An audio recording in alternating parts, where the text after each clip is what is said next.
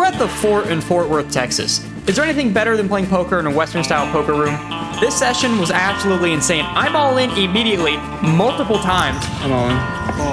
I make the craziest hero call I've ever made in my life, and then I hit a flop so hard that it gets this reaction. Dude, holy shit. Whoa. That'll do it. Enough talk, let's get into the hands.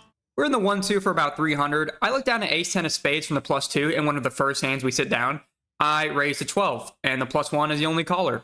The flop is king 9-6 with 2 spades. I lead out for 15, and he calls. The turn is the 8 of spades, so we make the effective nuts in one of our first hands. That is a good sign. I lead out for 20, but he folds. By the way, if anyone doesn't like the new camera angle, my bad. I agree, it's not very good. I was trying something new, and clearly it's not great, so I switched back to it around the middle of the session. We look down at king 4 of spades from the +1. This is only a few hands after we got the flush with ace-10 of spades. The low jack opens to 12. The small blind calls, and I call. The flop is 2-7 queen all spades. We flop the second nuts. The small blind checks. I check praying to God that the low jack will put in a bet. And not only does he put in a bet, he goes all in for $111. The small blind tanks and is staring him down. What does he have? Does he have ace of spades? Does he have a queen with a good kicker? I don't know. But he ends up calling with about 40 left behind. I have one option. Obviously, I'm all in. I'm going to put him in right now. He doesn't take a lot of time and calls. No one shows their cards, so I'm assuming one of them has to have the ace of spades. And when the turn is the 9 of spades, I'm not feeling very good about it. The river's the 10 of diamonds. We all show, and the low jack had pocket kings, and the small blind had king queen. So we basically had them both drawing dead from the flop, and we get a full double up. So that was great. This next hand is within the same orbit as that king 4 of spades hand, so we're getting involved pretty early. I look down at queen 7 of clubs from the button straddle. It gets to me, and I just check my option. The flop is 6-10-5 with 2 clubs, so why wouldn't we flop another flush draw? When it checks to me on the button, I bet 15. The big blind calls, and now under the gun, check raises to 35. That just confuses me. He basically min-clicked it. I don't know if he's trying to hit the betting lead or what that's supposed to mean, but obviously I'm not folding, and then the big blind also calls. The turn is the 2 of clubs, so we make another flush immediately. The big blind checks, and now the under the gun checks to me, and I'm going to lead out here. I'm going to bet for 40. The big blind calls, and then the under the gun folds. The river is the king of hearts, which is great. That's a really clean river. But now the big blind leads into me for 40. He's got about 180 left, and this is one of those hands. I'm sure you guys can relate. I wish it happened later in the session, and I would have known more about this guy. This is the kind of guy that it limps to him pre-flop, and he looks down at kings. He raises to 40 because he's just scared of an ace hitting the flop. Or when there's no ace in the flop, he'll just ship his stack with an overpair. So it's that kind of guy. And I have to raise, right? I mean, I have the third nut, so I raise to 100. And then I get the vibe that he's definitely not going to fold, and he's just Hollywooding a little bit because he goes all in, and it's 120 more to call. I mean, there's over $500 in the pot if I make the call here. I'm definitely getting the odds with the third nuts. Even though it's a 3-bet on the river, are those ever bluffs? I just think we're at the top of our range. I snap called in real time, and he shows ace-8 of clubs. So the really swingy session so far. We get cooled here for a lot of our stack, but we move on. Maybe a little bit of tiltage here as I open 7-6 of spades in late position to 12. The button and under the gun are the only callers. It's probably the bottom of my opening range or close to it, hopefully. The flop is 5-6-3 rainbow. That's about as good as you can ask for with 7-6 of spades. We flop top pair with a gutter. When the under the gun checks to me, I'm going to lead out for 35 here. Almost a pot-sized bet, trying to deny any overcards. The button and under the gun both call. So that's not good. The turn is the jack of hearts. Now when under the gun checks to me, I think it's hard for us to be ahead of both of them. Especially that jack could have helped either of their ranges. So we might be losing the pocket 8s, pocket 9s, something like that. So I go ahead and check back. And the button checks as well. The river is the 8 of diamonds. We don't improve to a straight or 2 pair. Under the gun checks, and again, if I bet, what are we trying to get to fold out here? Pocket 9s or something? I don't know. I think our line was too weird to bet, so I'm just going to take our showdown value and check. The button checks, and he wins when he shows ace-jack of spades. So he played that about as passively as he could. Next time we look down at ace-9 offsuit, there's an open from under the gun to 10, and when it folds to me, I go ahead and call. Is that a little too loose? Yeah, it is. I don't care. I end up calling anyways. Probably shouldn't. And it's heads up to the flop, which is ace 9 10 with 2 clubs. So we get immediately rewarded for being a clown. He checks to me, and now I'm probably putting him on, I don't know, kings, queens, that kind of thing, and open from early position followed by a check on a web board with ace high. It's really suspect. I laid it out for 10 when he checks to me, and he calls. The turn is a 6 of clubs. Not a great card because occasionally he's going to show up with some king, queen of clubs, something like that. He checks again. I think there's really no reason to stop betting. If he has a flush, we're going to find out. I bet 20, and he calls. The river is the 8 of spades, so now there's a one-liner. He checks again. And look, I know this board is getting really dicey. Any 7 is a straight, but does he really have any 7s in his range? I don't think so. Do I think he's going to call a bet with kings or queens? Maybe if I bet small, so that's what I think I'm going to do, because I definitely think that's the kind of hand he has. So I bet out for 15. I immediately get punished when under the gun raises to 50. Now, look, I know a flush completed, there's a one-liner to a straight, but he should never have a straight here. And what flushes play this way? Shouldn't he be checking, raising the turn? It's just a really weird spot. I honestly think you could probably find a fold. It's just such a weird bet. Maybe he's thinking my raise is weak, but does anyone bluff rivers except for me? I don't know. I make a curious call, and he does show pocket 7s. I could not believe. He called on the flop with 4th pair, turned to gutter, and said, that's good enough for me, and then river the straight. That's absolutely insane. In fairness, I misplayed it pre-flop and on the river probably, although in real time, I'm good with the bet. I really think I'm targeting kings or queens, which is what he's going to show up with most of the time there. I don't know. You guys can tell me what you think. Looking back on it, I realized queen jack could have made a lot of sense there. Even though open from under the gun, queen jack suited is good enough. That could have made a ton of sense. So if anyone was typing that, I agree with you. We now enter the portion of the session where each hand just is kind of crazy.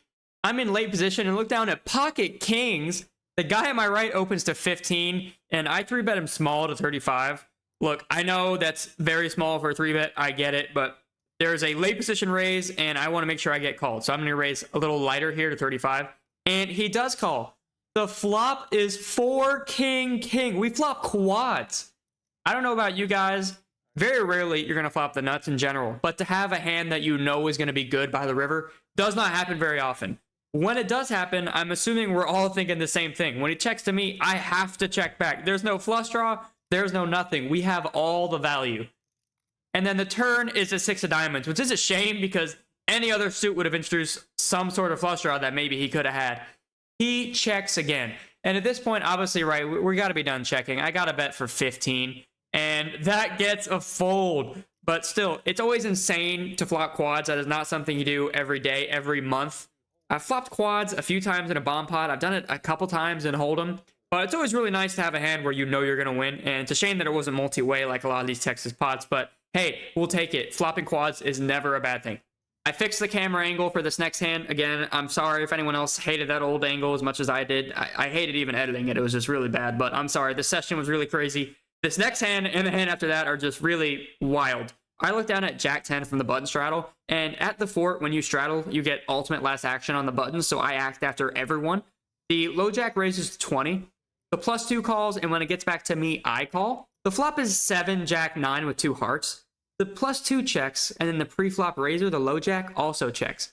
When it gets to me, this was really weird. I end up checking. That is not something I do a lot. If I'm in position, and even if I'm not the pre-flop raiser and there's a wet board and I've got top pair, I bet a large percentage of the time because we likely have the best hand here. So this was a mistake. This should be a bet all the time in position, but I end up checking for some reason. The turn is the worst card in the deck, the ace of hearts. The +2 checks, and now the low Jack bets out for 35. Listen, I know aces are a big part of his range, ace, queen, ace, king. I get that. This guy just gives off the vibe of someone that doesn't play a lot of 1-2. What I mean by that is, at the fort, they have a massive 1-3 match to stack game where you buy him for 1,000 and then you can match to stack up to 75%. So it's just huge. And this guy just felt the way he was talking, the way he was playing, that he was a guy that plays in that game and this 1-2 game is too small for him. So could he be representing this ace as his range? I think so. I'm going to call and see what happens on the river, and the +2 folds. The river is the queen of diamonds, another horrible card. We have third pair with an iffy kicker now. The pot is $133. And now the low Jack, who covers me, doesn't check, doesn't make a small value bet. He jams. The moment he did this, my initial reaction was it just makes no sense. I've got more flushes in my range. Doesn't it make sense for me to check the flop and then call the turn when I make a flush. Yeah, I would be raising sometimes. It just doesn't make any sense. If he's got 2-pair or a set, again, why jam? I've got more of the nutted hands in my range. I just don't understand this. If he's got a flush, he's scaring away so much action. It really took me a long time in the tank here because, again, I just have 3rd pair here. There are straights, there are flushes, there's 2 pairs. There's so many hands that beat me. And at 1-2, are people bluffing enough like this for it to be a profitable call? I don't know. And as I said on the turn, this guy, I've only played a few hands with him, but I've already gotten the vibe that he seems like a guy that's capable and plays bigger games. So after all this talking, after all this tanking, I nut up and shut up and I put in the call. And he says this. Okay. Oh, holy shit. Dude, I'm bluffing with the heart too. I thought it made no sense. He had a flush or nothing, and there's no way he has a flush, right? Yeah, he has a jack, but which jack is it? He shows jack of 10 with a heart. We end up chopping. Guys, if he would have shown king jack, I would have needed an ambulance to take me home. The embarrassment I would have felt after having to muck if he showed king jack, I would not have been okay.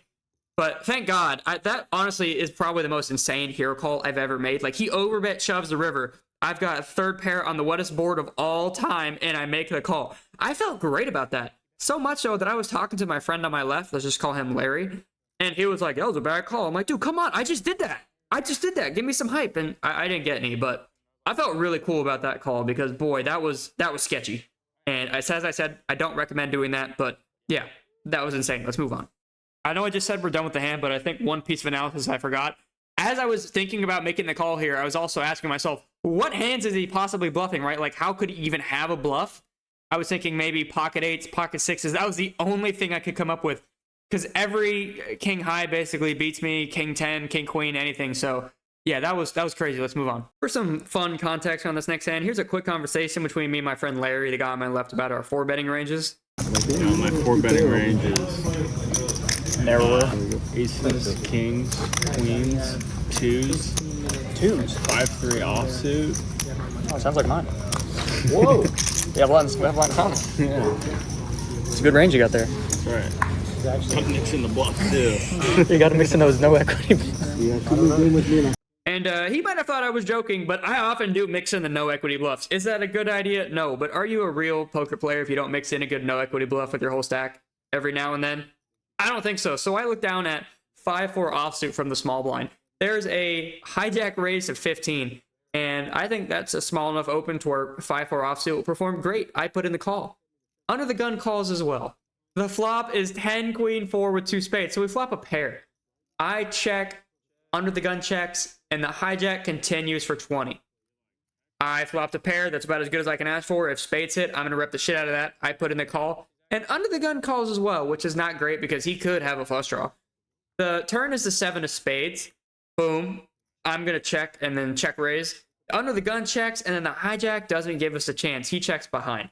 The river is the ace of clubs. Actually, not a great card because I already decided when the flush hit and it checked around that I'm going to lead the river. But this might give him some straight, some 2-pair combos that he's not going to fold. But I don't care. Screw it. I bet out for 100. Under the gun quickly folds, which is great because I think he has flushes in his range for sure. The hijack stares me down. He asked me, do I have a flush? And of course I say nothing. Something I do sometimes whenever I'm bluffing, which is a lot, and I've been toning it down in the future vlogs, so that's a good thing. Trust me. When the undergun folded, I kind of gave off a little bit of like I wanted him to call. And I think he bought it because he goes, do you have a flush, huh? Which, of course, I didn't say anything because I don't have a flush. I've just got bottom pair on a really wet board. But eventually he goes into the tank and he makes a decision.